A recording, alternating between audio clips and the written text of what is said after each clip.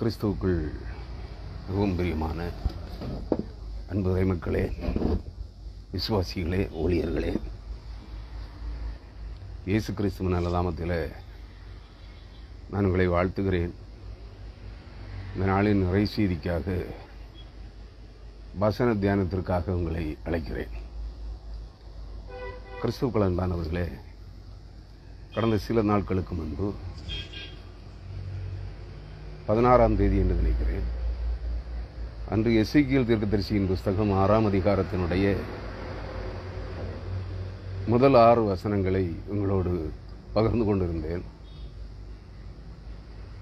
இன்றைய தினத்தில் அதே எசேக்கியேல் 6ஆம் அதிகாரத்தினுடைய 7ஆம் வசனம் முதல் 14ஆம் வசனம் வரை உங்களோடு பகிர்ந்து கொள்ளலாம் என்று விரும்புகிறேன். மன விருப்பமுள்ள அன்பு சகோதர சகோதரிகள், இந்த செய்திகளோடு இணைந்திருக்க உங்களை வேண்டிக் கொள்கிறேன். கிறிஸ்துவுக்குள் அன்பானவர்களே,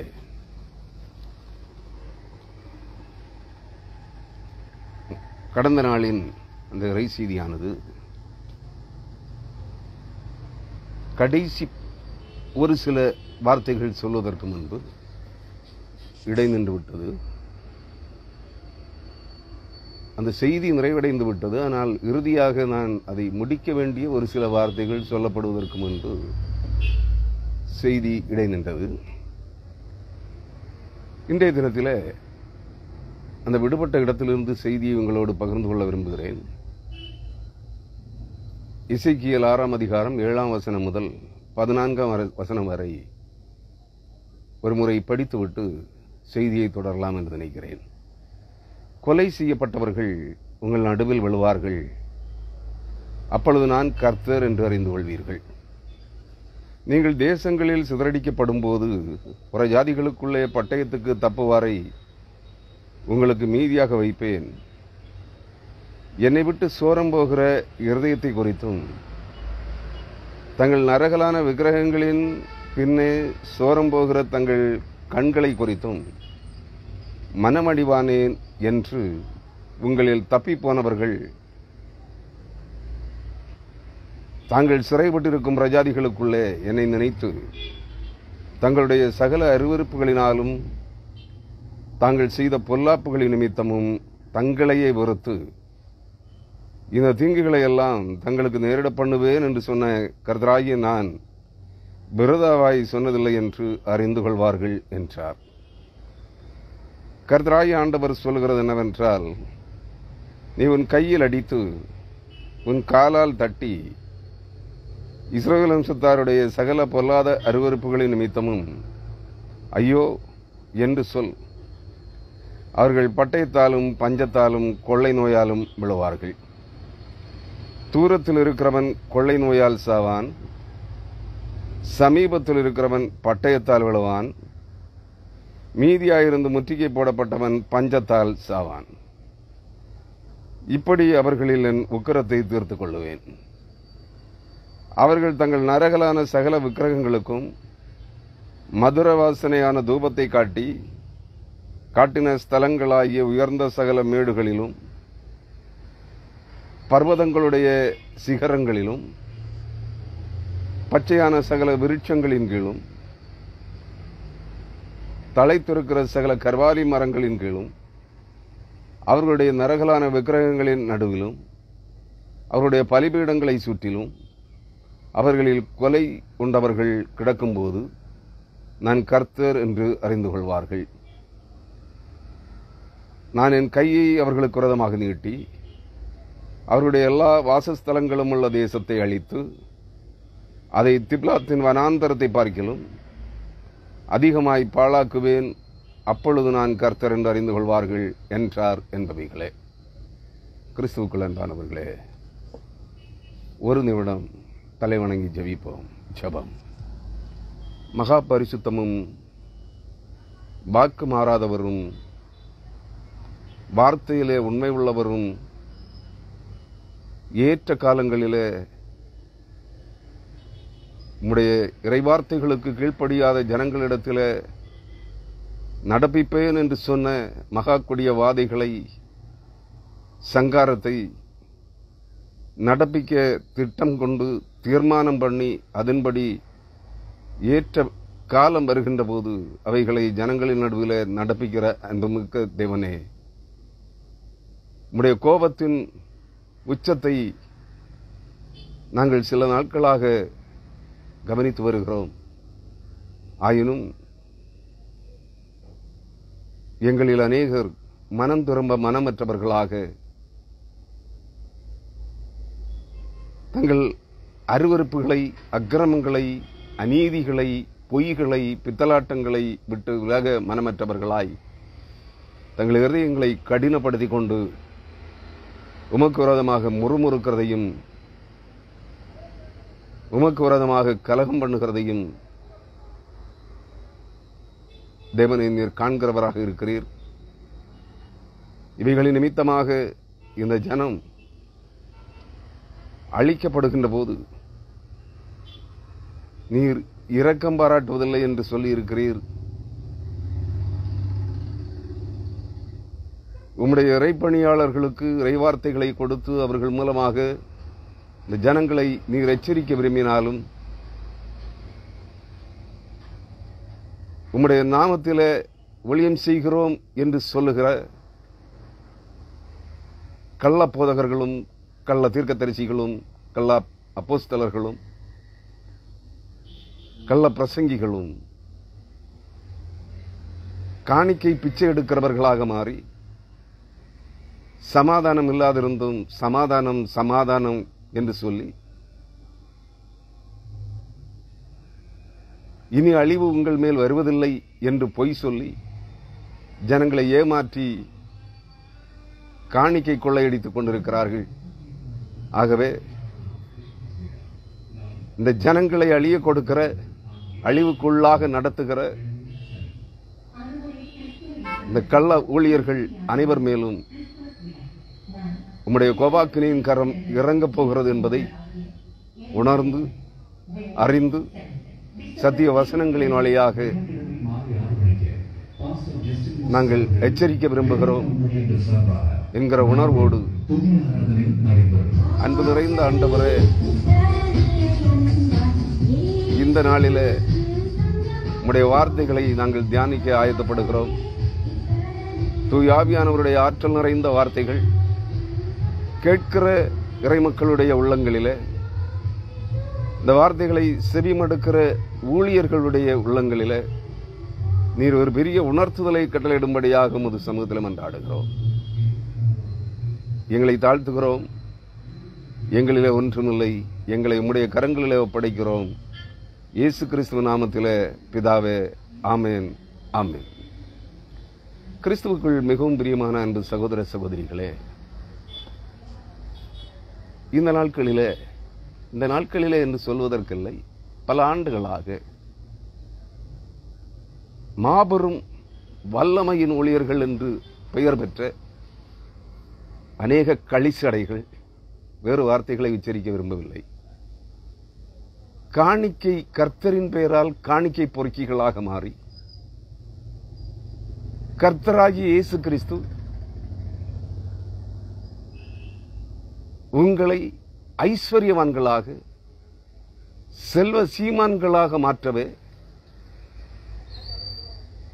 தாழ்மையின் ரூபம் எடுத்து இந்த பூமிக்கு மனிதகுமாரனாக வந்தார், வந்து மரித்தார் என்று பொய் வார்த்தைகளை பசப்புகிறார்கள். நீங்கள் தரித்திரர்களாக இருக்க கர்த்தர் விரும்பவில்லை, உங்களை ஆசீர்வதிக்கவே விரும்புகிறார், உங்களை ஐஸ்வர்யவான்களாக்க விரும்புகிறார், உங்களை உலக பணக்காரர்களாக மாற்ற விரும்புகிறார். ஆகவே நாங்கள் சொல்லுகிற, நாங்கள் பிரசங்கிக்கிற இயேசுவை ஏற்றுக்கொள்ளுங்கள் என்று சொல்லி மக்களை கிறிஸ்துவின் சிலுவையை விட்டும் மனுக்குல மீட்புக்காக, ஆத்தும ரட்சிப்புக்காக, பாவ மன்னிப்புக்காக கல்வாரி சிலுவையில் ரத்தம் சிந்தின ஆண்டவராகிய இயேசு கிறிஸ்துவை மறுதலிக்கிற கூட்டமாக மாறி, இயேசு கிறிஸ்து ஐஸ்வர்ய சம்பன்னராய் இருந்தவர் அவர் தம்மை தரித்திரராக்கி இந்த பூமிக்கு வந்த நோக்கமே உங்கள் ஆத்துமாக்களை மீட்டு ரட்சிப்பதற்கல்ல, உங்களை ஐஸ்வர்யவான்களாக செல்வ சீமான்களாக உலக பணக்காரர்களாக மாற்றுவதற்கே அவர் தம்மை தரித்திரராக்கினார் என்று பேதம் கற்பிக்காத, வேத வசனங்களில் எங்கும் சுட்டிக்காட்டப்படாத, சொல்லப்படாத, எந்த ஆதி அப்போஸ்தலர்களாலும் கற்பிக்கப்படாத பொய் புரட்டு உபதேசங்களை தங்களுக்கு கர்த்தர் காண்பித்தார், தங்களுக்கு கர்த்தர் கற்பித்தார் என்று சொல்லி ஜனங்களை ஏமாற்றி உருட்டும் புரட்டுமான பொய் வார்த்தைகளை ஜனங்களை நம்ப செய்து காணிக்கைகளுக்காக காணிக்கை பொறுக்கிகளாக மாறி இந்த உலகத்தில் இருக்கிற 90% கள்ள போதகர்களும் சாத்தானுடைய கைக்கூலிகளாய், அந்தி கிறிஸ்துவின் வாய்களாய், அந்தி கிறிஸ்துக்களாய், கள்ள தீர்க்கதரிசிகளாய் மாறி உங்களுக்காக, இந்த தேசத்திற்காக, சென்னை பட்டணத்திற்காக, இந்த உலகத்திற்காக, நாங்கள் உலகத்தின் சமாதானத்திற்காக நாங்கள் ஜெபிக்கிறோம் என்று சொல்லி பொய் மூட்டைகளை அவிழ்த்துவிட்டு நூற்றுக்கணக்கான கள்ள காணிக்கை பொறுக்கிகள் கூடி தாங்கள் ஆராதிக்கிற அந்நிய ஆவிகளுக்கு அல்லேலியா சோத்திரம் பிரைஸ்தலாடு சொல்லி கர்த்தருடைய நாமத்தை பரிசுத்த குலைச்சலாக்கி அந்நிய ஆவிகளை, தங்களிலே குடியிருக்கிற அசுத்த ஆவிகளை போற்றி வணங்குகிறார்கள். இவைகளை அறியாத இந்த ஜனக்கூட்டம் இந்த காணிக்கை பொறுக்கிகளுக்கும், இந்த திருக்குத்தரிசிகளுக்கும், இந்த கள்ள போலிகளுக்கும் செவி கொடுத்து கிறிஸ்துவை புறக்கணித்து தள்ளி சத்திய வேத வசனங்களை புறக்காலின்கள் மிதித்து கல்வாரி சிலுவையில் ரத்தம் சிந்தின தங்களுடைய பாவ மன்னிப்புக்காகவும் ஆத்தும ரட்சிப்புக்காகவும் பாவ கழுவாய்க்காக கல்வாரி சிலுவையில் ரத்தம் சிந்தின இயேசு கிறிஸ்துவின் ரத்தத்தை அசுத்தம் என்று எண்ணி தங்கள் காலின்கள் பன்றிகளைப் போல மிதித்து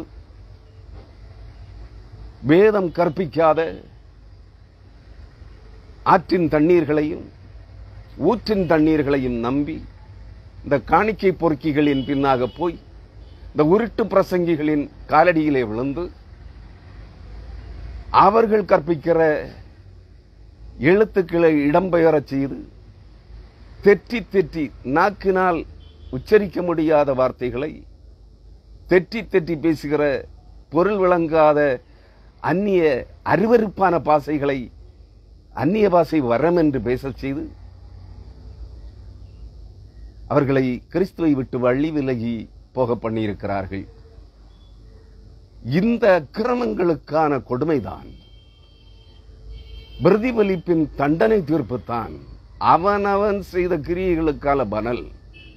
அவனவன் உச்சந்தலைகளிலும், அவனவன் மடியிலும், அவனவன் வீடுகளிலும், அவனவன் வாசல் நிலைகளிலும், அவனவன் வீடுகளிலும் வந்து இறங்கிக் கொண்டிருக்கிறது.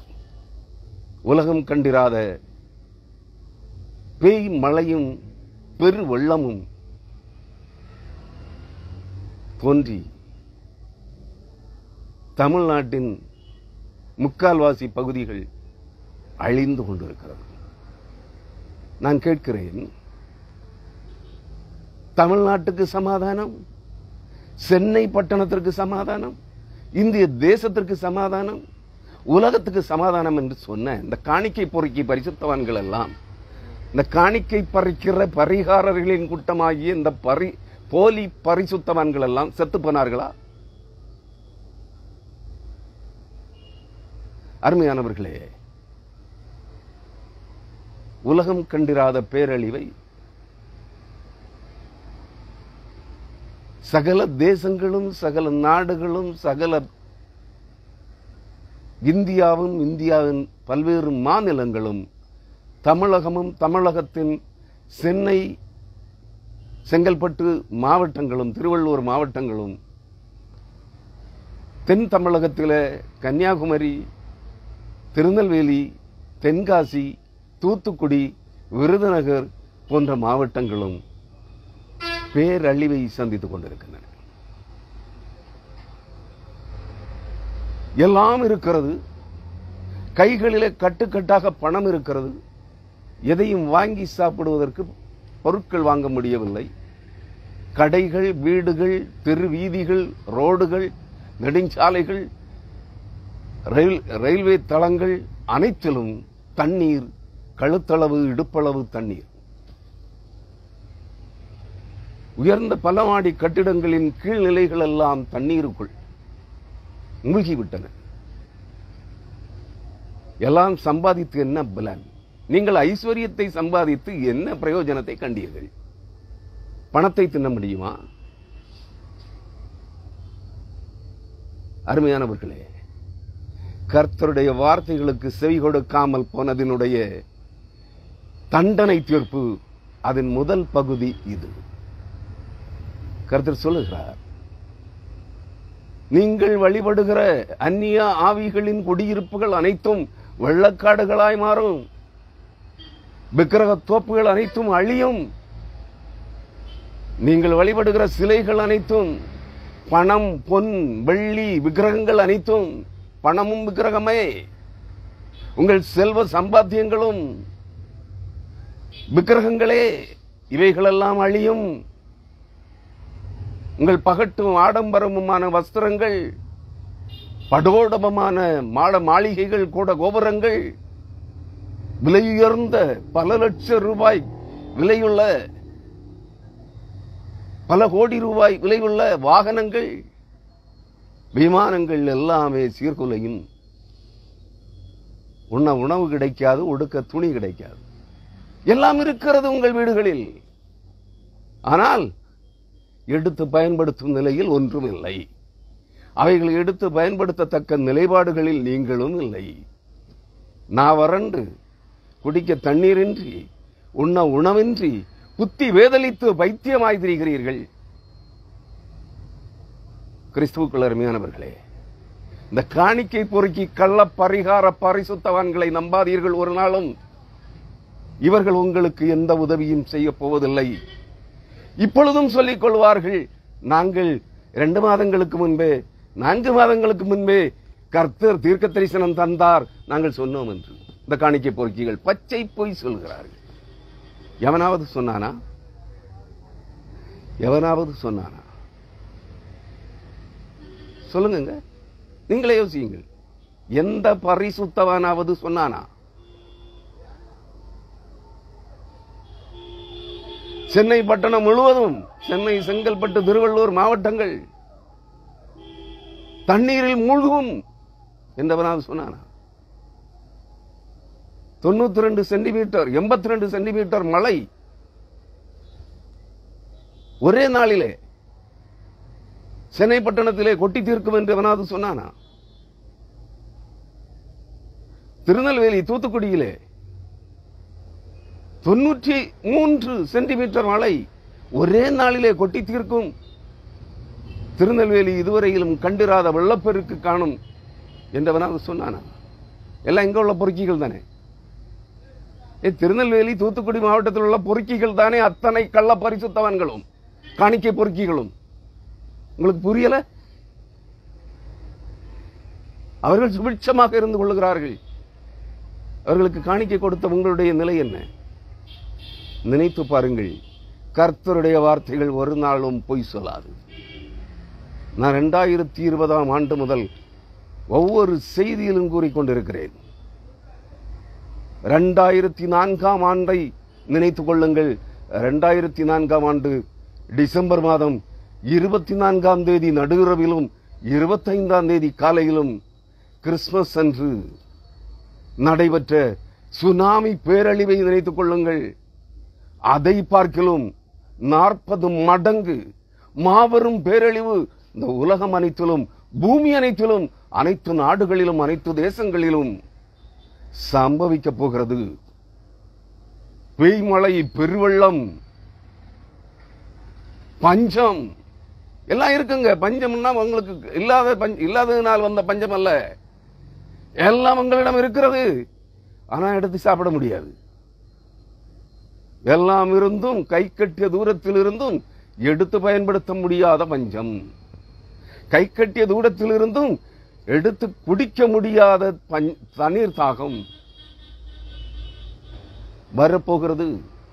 நிலநடுக்கங்கள், பூமி அதிர்ச்சிகள், கடல் புயல்கள், பெரும் சூறாவளிகள், பெய்மழை, பெருமழை, வெள்ளக்காடாகும்.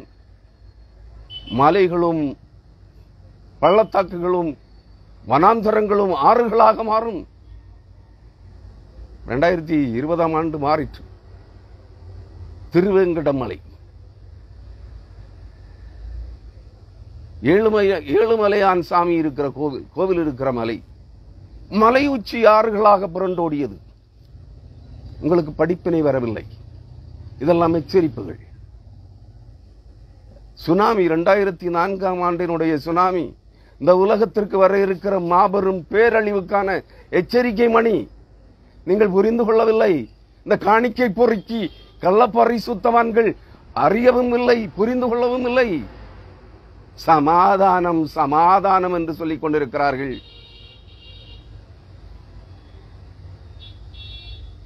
இவர்களை பின்பற்றிக் கொண்டிருக்கிறீர்கள். இந்த காணிக்கை பொறுக்கைகளுக்கு பிச்சை போட்டுக் கொண்டிருக்கிறீர்கள். கர்த்தருக்கு செலுத்த வேண்டிய காணிக்கைகளை, கர்த்தருக்கு கொடுக்க வேண்டிய மகிமை, துதிகன மகிமையை இந்த காணிக்கை பொறுக்கி பிச்சைக்கார நாய்களுக்கு கொடுத்துக் கொண்டிருக்கிறீர்கள். இவர்களை பரிசுத்தவான்கள் என்று நம்பி நீங்கள் எல்லாம் அவர்களுக்கு காணிக்கை கொடுக்கிற உங்களை எல்லாம் அவர்கள் பரிசுத்தவான்கள் என்று சொல்லுகிறார்கள். நம்ப வைத்து விட்டார்கள். நீங்கள் மனம் திரும்பாத பாவிகளே. மாம்ச சரீரத்தில் உயிரோடு இருக்கிற நாட்கள் வரை பாவம் செய்யாத ஒரு மனிதனும் இந்த பூமியில் இருக்க முடியாது. அதை நீங்கள் புரிந்து கொள்ள வேண்டும். எவன் ஒருவன் தன் பாவங்களை மறைக்கிறானோ அவன் வாழ்வடைய மாட்டான், அவன் நித்திய அழிவை காண்பான் என்று வேதம் சொல்லுகிறது. உங்கள் பாவங்களை கண்டித்து உங்களை சீர்படுத்துவதற்கு பதிலாக நீங்கள் ரட்சிக்கப்பட்டவர்கள், நீங்கள் பரிசுத்தவான்கள், நீங்கள் மறுபடி பிறந்த போக்கிரிகள் என்று சொல்லி உங்களை வஞ்சகமாய் நடத்தி உங்கள் உழைப்பின் பலனில் ஒரு பங்கை காணிக்கை, கர்த்தருக்கு காணிக்கை என்று கர்த்தரின் பெயரால் கொள்ளையடிக்கிறார்கள் இந்த பொறுக்கி பிச்சைக்கார கூட்டம். நீங்கள் அதை புரிந்து கொள்ளவில்லை. அதன் பிரதிபலிப்பை வரும் நாட்களில் காண்பீர்கள். இதோடு நின்றுவிடவில்லை. என்னை கேட்டால் சொல்லுவேன், இந்த ஆண்டு கிறிஸ்து பிறப்பு பண்டிகை உங்களுக்கு இல்லை. கொண்டாட முடியாத சூழ்நிலை உருவாகும் என்பதை புரிந்து கொள்ளுங்கள்.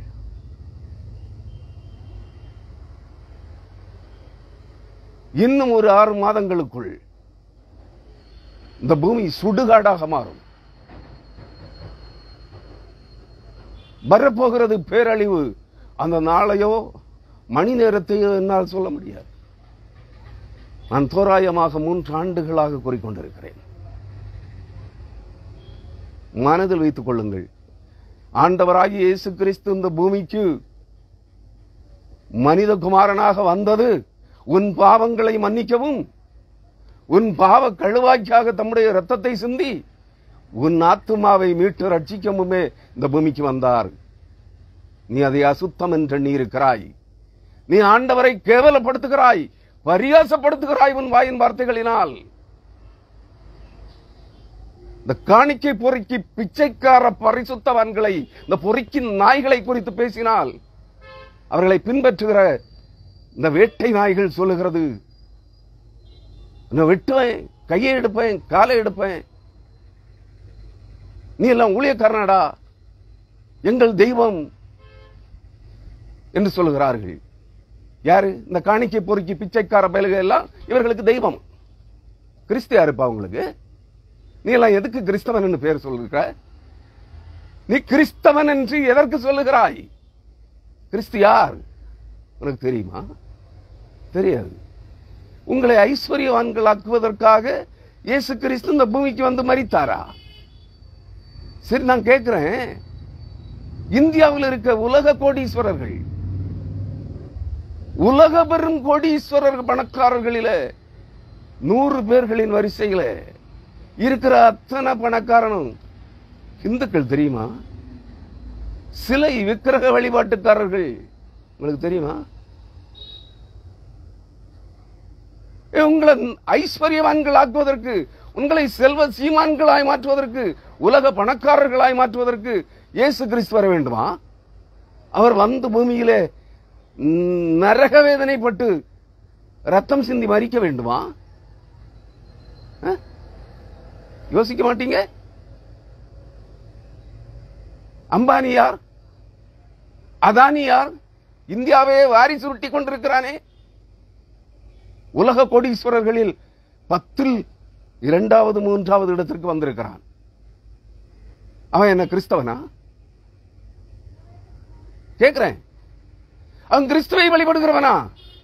கிறிஸ்துவ அவனை ஐஸ்வர்யவான் ஆக்கினார், உலக வணக்க கோடீஸ்வரன் ஆக்கினார். இந்த காணிக்கை பொறுக்கிகள் சொல்லுகிறார்கள், உங்களை ஆசீர்வதிப்பதற்கும், உங்களை ஐஸ்வர்யவான்களாக்குவதற்கும், உலக கோடீஸ்வரர்களாய் மாற்றுவதற்கும் இயேசு கிறிஸ்து வந்து மரித்தார் என்று நீங்கள் நம்புகிறீர்கள்? வேதாகமத்தில் ஒரு இடத்தில் ஆகிலும் ஒரு வசனம் இருக்கிறது என்று உங்களால் காண்பிக்க முடியுமா? வேதம் அறியா மூடர்களே, மனம் திரும்புங்கள். என்னுடைய செய்திகளை கேட்கிறவர்களை நான் திட்டவில்லை, மற்றவர்களுக்கு சொல்லுங்கள். நீ உண்மை கிறிஸ்தவனாக இருந்தால் நீ தேவனுடைய ஊழியக்காரனாக இருக்கிறாய். நீ உன்னால் ஒரு உத்தம கிறிஸ்தவனுடைய, ஒரு யூதனுடைய இருதயத்தின் நுனித்தோல் விருத்த சேதனம் காணப்பட்ட ஒரு யூதனுடைய, அவன்தான் கிறிஸ்தவன். உன் இருதயத்தின் நுனித்தோல் விருத்த சேதனம் பண்ணப்பட்டிருக்க வேண்டும். அவன் தான் உண்மையான யூதன், அவன் தான் உண்மையான கிறிஸ்தவன். அப்படி நீ இருந்தால் உன்னுடைய வஸ்திர தொங்கலை பிடித்துக் கொண்டு புற ஜாதிகளில், புற மதங்களில் இருந்து 10 பேர் உன் மூலம் கிறிஸ்துவை ஆராதிக்கிறவர்களாக வர வேண்டும். அப்படின்னா நீ அந்த 10 ஆத்மாக்களுக்கு நீ சொல்லியாக வேண்டும். பணம் அல்ல முக்கியம், பணம் அல்ல முக்கியம். சுனாமி வேளையில உலக கோடீஸ்வரர்கள், பெரும் பணக்காரர்கள் நடுத்தெருவுக்கு ஒரு அப்ப துண்டுக்காக, ஒரு துண்டு ரொட்டி துண்டுக்காக பிச்சை எடுத்தார்கள். நீங்கள் யோசித்து பார்க்கவில்லை? பணம் பணம் என்று அலைகிற கிறிஸ்தவ பொலிகளே, மனம் திரும்புங்கள். நீங்கள் மனம் திரும்பி இருந்தால் மற்றவர்களுக்கு சொல்லுங்கள்.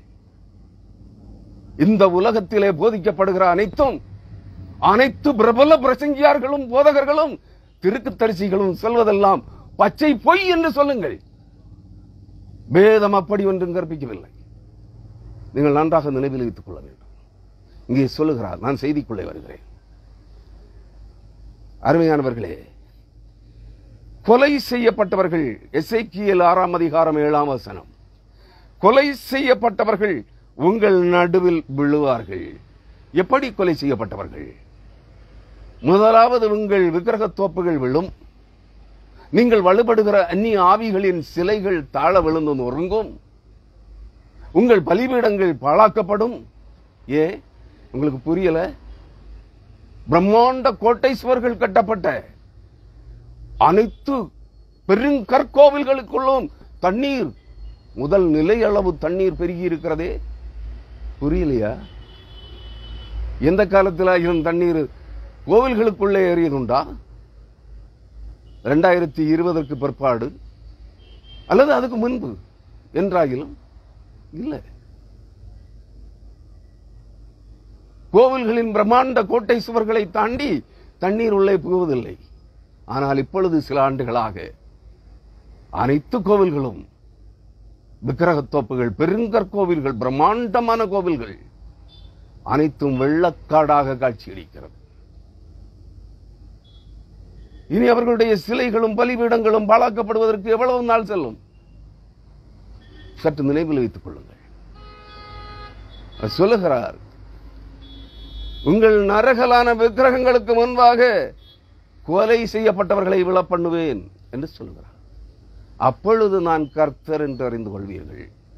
நீங்கள் எசேக்கியேல் 6ஆம் அதிகாரத்தை துவக்கத்திலிருந்தே படிக்க வேண்டும். நான் ஏற்கனவே சிதறடிக்கப்படும் போது புற ஜாதிகளுக்குள்ளே பட்டயத்துக்கு தப்புவாரை உங்களுக்கு மீதியாக வைப்பேன் என்று சொல்லி புரிந்து கொள்ள வேண்டும். சிதறடிக்கப்பட்ட 8ஆம் வசனம், 9ஆம் வசனம், என்னை விட்டு சோரம் போகிற தங்கள் கண்களை குறித்தும்.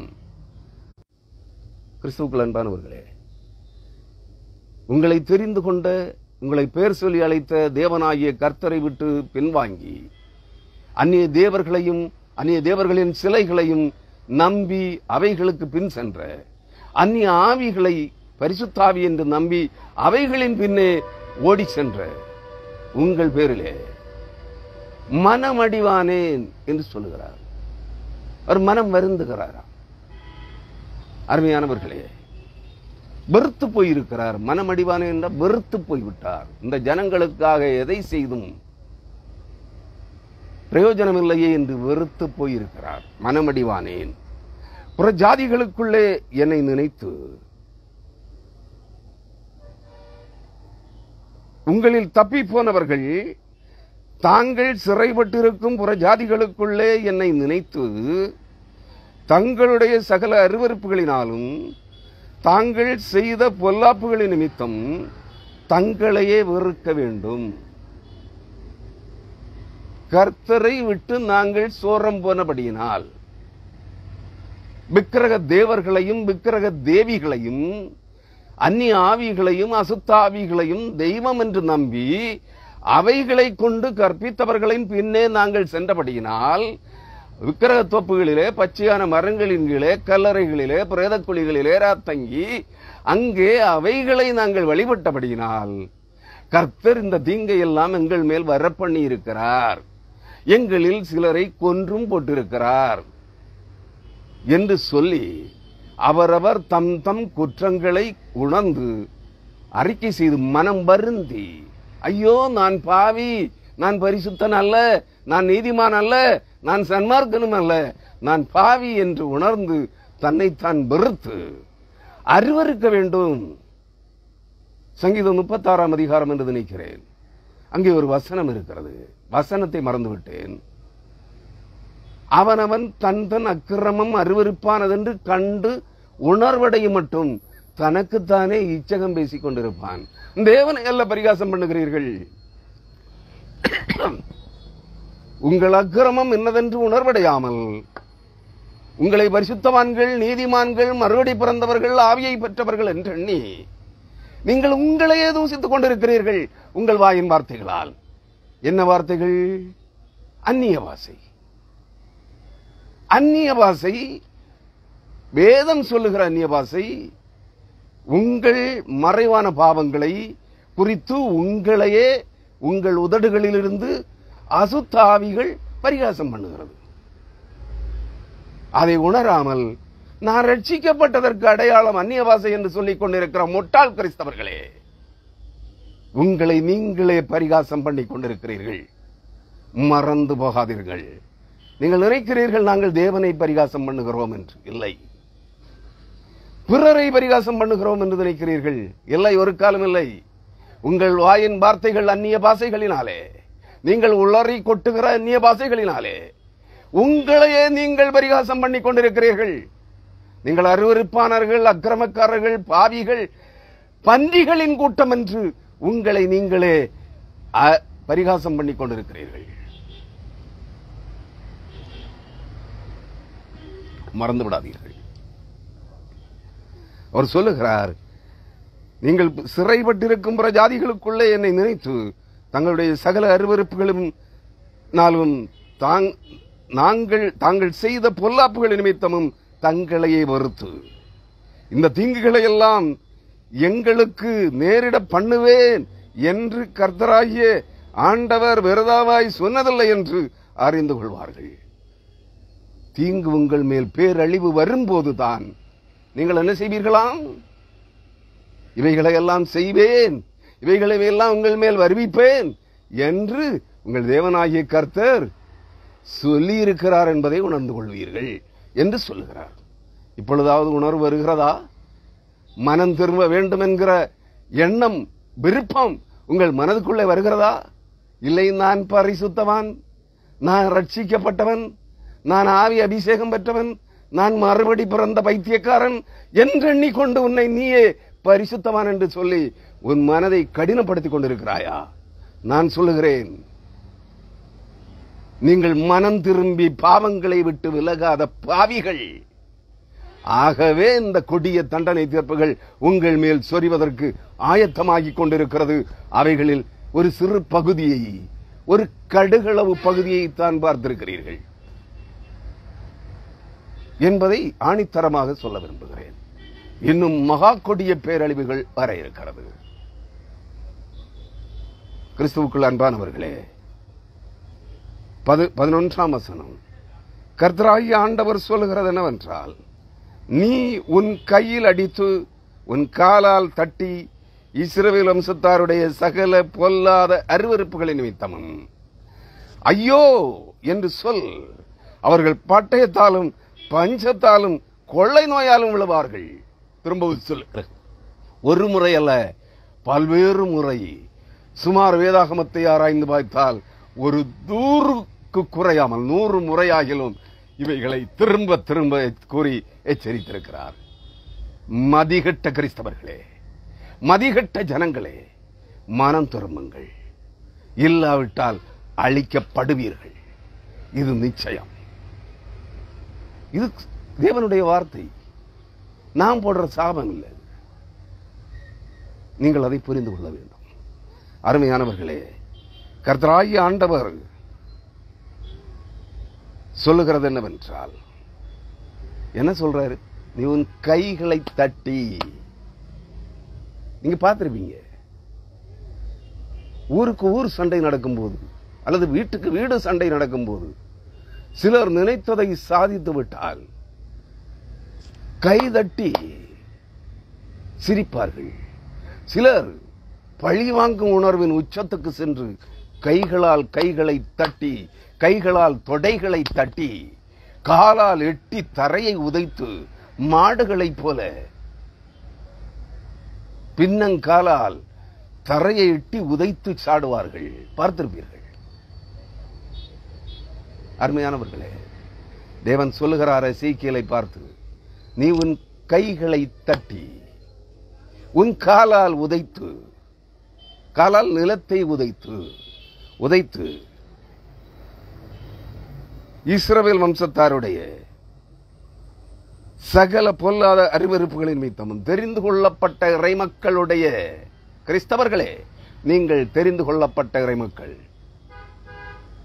ஏனெனில் இந்த தேசத்தில் இருக்கிற 140 கோடி ஜனங்களில் வெறும் 10 கோடி பேருக்குத்தான் நற்செய்தி வந்துட்டி இருக்கிறது. ஆகவே நீங்கள் தெரிந்து கொள்ளப்பட்டவர்கள். நான் கிறிஸ்தவன் என்று நீ சொல்லுகிறபடியினால் நீ தெரிந்து கொள்ளப்பட்டவன். அதை மறந்து விடாதே. தெரிந்து கொள்ளப்பட்ட என் மக்களுக்கு அவர்களுடைய பொல்லாத அருவருப்புகளின் நிமித்தமும் ஐயோ என்று சொல். ஆம், ஐயோ என்றால் ஐயோ, ஆபத்து வருகிறது, அழிகிறேனே, சாகிறேனே, என்னை காப்பாற்றுவார் இல்லையே என்று புலம்பு என்று சொல்லுகிறார். யார்? எசேக்கியேலை காப்பாற்றுவார் இல்லையா? இல்லை, இஸ்ரவேல் ஜனங்களுக்கு சொல்லுகிறார். ஐயோ, எங்களுக்கு அழிவு வருகிறதே, பெரும் ஆபத்து வருகிறதே, சாவு வருகிறதே, உயிரோட விழுங்கப்பட போகிறோமே என்று அலறுங்கள் என்று சொல்லுகிறார். அருமையானவர்களே, மனம் திரும்ப போகிறீர்களா? இல்லை, நான் ரட்சிக்கப்பட்டவன், நான் ஆவி அபிஷேகம் பெற்றவன், நான் பரிசுத்தவான், நான் மறுபடி பிறந்தவன் என்று கூவ போகிறீர்களா? ஒரு காலம் இல்லை. நீங்கள் மனம் திரும்பாத பாவிகளே, அக்கிரமக்காரர்களே, பணம் சம்பாதிப்பதற்காக எந்த உச்சத்திற்கும், எந்த துணிகர பாவத்தையும் செய்வதற்கு தயங்காத பாவிகளே கிறிஸ்தவர்கள் அனைவரும் என்று சொல்கிறேன். ஏற்றுக்கொள்கிறாயா? இல்லை, எனக்கு பைத்தியம்ங்கிறாயா? எனக்கு ஒண்ணும் இல்லை. நேற்று முந்தா நாள் 2 நாட்களுக்கு முன்பு சிலர் எனக்கு போன் செய்தார்கள். ஐயா, உங்களுடைய செய்திகளை கேட்டு நாங்கள் நக்கலாக சிரித்தது உண்டு, சிரித்த நாட்கள் உண்டு. இவனுக்கு பைத்தியம் என்று சொன்ன நாட்கள் உண்டு. இப்பொழுது அதை உணர்கிறோம். பெருமழை, பெருவெள்ளம், பணம் இருந்தும் வாங்கி சாப்பிட முடியாத பஞ்சம், பட்டினி உங்களுக்கு வரும் என்று சொன்னீர்கள். வந்திருக்கிறது ஐயா. அன்றெல்லாம் நாங்கள் சிரித்தோம், இவனுக்கு பைத்தியம் முற்றி போயிற்று என்றோம். இப்பொழுது அனுபவிக்கிறோம். ஆயிரக்கணக்கான பணம் அடியிலே இருக்கிறது, பைகளிலே இருக்கிறது. எடுத்து பொருள் வாங்கி சாப்பிட முடியவில்லை. ஒரு பாட்டில் தண்ணீர் வாங்கி குடிக்க முடியவில்லை. எங்கும் கழிவு நீர் சாக்கடைகள் பெரும் ஆறுகளாய் ஓடிக்கொண்டிருக்கிறது. இருக்கிற இடமெங்கும் சாக்கடை தண்ணீரும் ஆற்று நீரும் மழை வெள்ளமும் கலந்த அந்த சாக்கடை அருவருப்பான தண்ணீரிலே இருந்து கொண்டிருக்கிறோம். தப்பி ஓடவும் வழி இல்லை. தண்ணீர் இல்லாத இடங்களுக்கு செல்லவும் வழி இல்லை என்று சொல்கிறார்கள். புரிந்து கொள்ளுங்கள் கிறிஸ்தவர்களே, இதைவிட மகாபயங்கரமான அழிவுகள் வரப்போகிறது. பெருவெள்ளம், வெள்ளக்காடாக இருக்கும் நாடெங்கும். மறந்து விடாதீர்கள். ஏன் சொல்கிறேன்? 2004ஆம் ஆண்டு டிசம்பர் மாதம் 24, 25ஆம் தேதிகளிலே ஏற்பட்ட சுனாமி பெருவெள்ளத்தை பார்க்கலாம். 40 மடங்கு பெரிய பெருவெள்ளம் இந்த நாட்களிலே வரப்போகிறது. 4 நட்சத்திரம் எல்லாம் எனக்கு தெரியாது. வரப்போகிறது என்றால் வரப்போகிறது. எந்த மாற்று கருத்துக்கும் இடமில்லை. யாரும் தடுக்க முடியாது. அது தேவனுடைய உக்கிர கோபம். கீழ்ப்படியாத தேவனுடைய ஜனங்களுடைய அக்கிரமத்து நிமித்தம் அக்கிரமத்திற்கு முடிவுண்டாக்க தேவன் தம்முடைய உக்கிர கோபத்தை பெருவெள்ளத்தின் இரைச்சலாய், பெருமழையாய், கடும் புயலாய், சூறாவளி காற்றுகளாய், கொள்ளை நோய்களாய், யுத்தங்களாய், நிலநடுக்கங்களாய், பூமி அதிர்ச்சிகளாய், பஞ்சம், பட்டினியாய், கொள்ளை நோய்களாய் இந்த பூமியின் ஜனங்களின் மேல் வருவிக்கிறார் என்பதை மறந்து விடாதீர்கள். அருமையானவர்களே, 12ஆம் வசனம், தூரத்தில் இருக்கிறவர்கள் கொள்ளை நோயால் சாவார்கள். தண்ணீர் வராத பகுதிகளிலே இருக்கிற நாங்கள் தப்பித்துக் கொண்டோம் என்று எண்ணிக்கொள்ள வேண்டாம் என்று சொல்லுகிறார். பெருவெள்ளம் புகுந்தோடாத இடங்களிலே இருக்கிற நாங்கள் எல்லாம் தப்பித்து விடுவோம் என்று உங்கள் மனதிலும் எண்ணிக்கொள்ளாதிருங்கள். கொள்ளை நோயால் சாவார்கள். பெருவெள்ளம் வந்து எட்ட முடியாத உயரங்களிலே இருக்கிறவர்கள் எல்லாம் எதனால் சாவார்கள்? கொள்ளை நோயினால் சாவார்கள். நான் சொல்லலைங்க, சத்தியவசனம் சொல்லுகிறது. ஒரு நிமிடம்.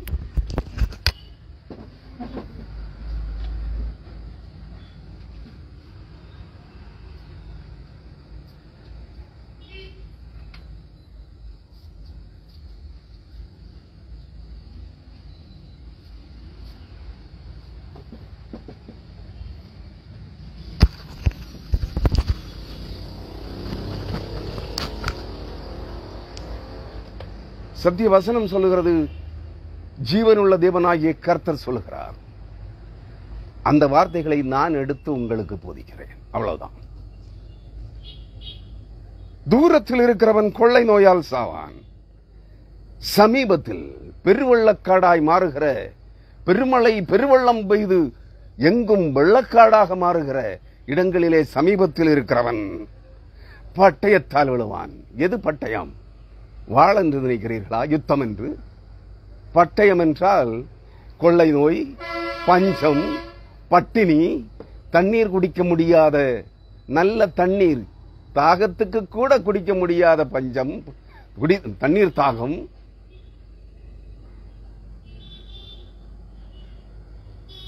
கொள்ளை நோய், நிலநடுக்கம், பூமி அதிர்ச்சி, இவைகளை உங்களுக்கு விவரிக்க வேண்டும் என்றால் ஆமோஸ் தீர்க்கதரிசியின் புத்தகம் 9ஆம் அதிகாரம் 1ஆம் வசனம் முதல் 8ஆம் வசனம் வரை நான் ஒரு முறை படித்து விட்டு விடுகிறேன். உங்கள் அனைவருடைய வீடுகளிலும் வேதாகமம் இருக்கிறது. உங்கள் மொபைல் போன்களிலே வேதாகமம் வைத்திருக்கிறீர்கள், எடுத்து படிங்க. ஆண்டவரை ஆமோஸ் தீர்க்கதரிசியின் புத்தகம் 9ஆம் அதிகாரம் 1ஆம் வசனம் முதல் 8ஆம் வசனம் வரை, 8 அல்ல 10ஆம் வசனம் வரை. ஆண்டவரை பலிபீடத்தின் மேல் நிற்க கண்டேன். அவர் நீ வாசல் நிலைகள் அசையும்படி போதிகையை அடித்து, இந்த போதிகை என்ன? பூமியினுடைய தூணாதாரத்தை அடிக்க சொல்லுகிறார். The pillars of the earth are the pillars of the temple. புரியுதுங்களா? பொதிகையை அடித்து அவர்கள் எல்லாருடைய தலை